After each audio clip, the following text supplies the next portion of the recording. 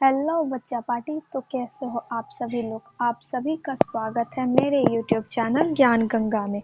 मेरा नाम है जानवी और आज मैं आप लोग को बताने वाली हूँ क्लास 6 के हिंदी बुक का चैप्टर 17 सास सास में बांस, इसका क्वेश्चन एंड आंसर। तो चलिए स्टार्ट करते हैं आज की वीडियो को। तो हमारा पहला क्वेश्चन है, बांस को बूढ़ा कब कहा जा सकता है?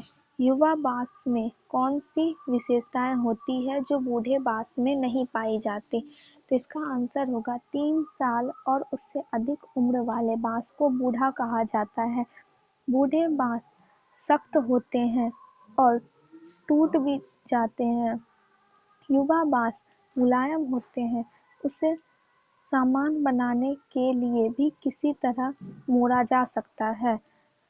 तो हमारा फर्स्ट क्वेश्चन पूछ रहा है कि बूढ़े बांस और युवा बांस में क्या अंतर होता है। तो इसका आंसर होगा कि बूढ़ा बांस जो होता है वो पूरी तरह से सख्त होता है, वो जल्दी टूट जाता है, वो मुड़ नहीं सकता। अगर हम उसे मोड़ेंगे तो वो टूट जाएगा।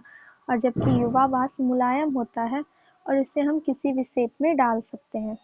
हमारा दूसरा क्वेश्चन है, बांस से बनाई जाने वाली चीजें से सबसे आश्चर्यजनक चीज तुम्हें कौन सी लगी और क्यों?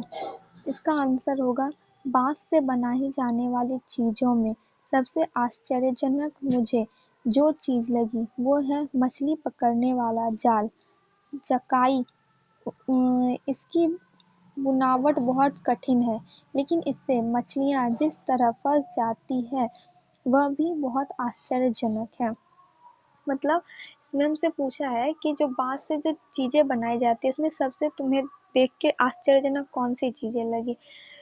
तो इसमें सबसे ज्यादा आश्चर्यजनक लगा कि जो वो मछली पकड़ने वाला जाला होता है वो कितना अजीब टाइप से बनाया जाता है और कितना कठिन होता है, मतलब मुश्किल होता है इसे बनाना और उसमें मछलियां फंस भी जाती है। तो ये थी सबसे आश्चर्यजनक चीजें बांस की चीजों में। हमारा तीसरा क्वेश्चन है, बांस की बुनाई मानव के इतिहास में कब प्रारंभ हुई होगी?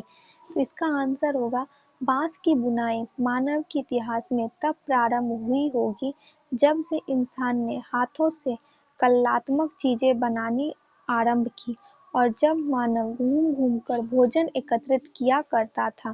भोजन के लिए उसे एक डालीनुमा वस्तु की जरूरत पड़ी होगी, तभी उसने बांस की बुनाई से डालियां बनाई होगी। बाद में वह कलात्मक वस्तु बनाने लगे होंगे।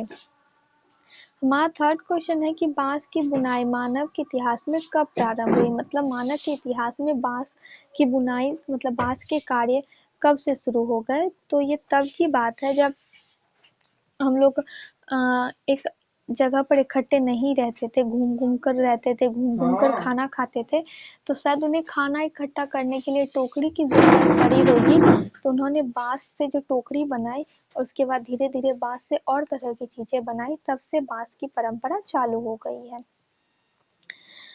हमारा चौथा क्वेश्चन है, बांस से विभिन्न उपयोगों से संबंधित जानकारी देश के किस भूभाग के संदर्भ में दी गई है? एटलस को एक सेकेंड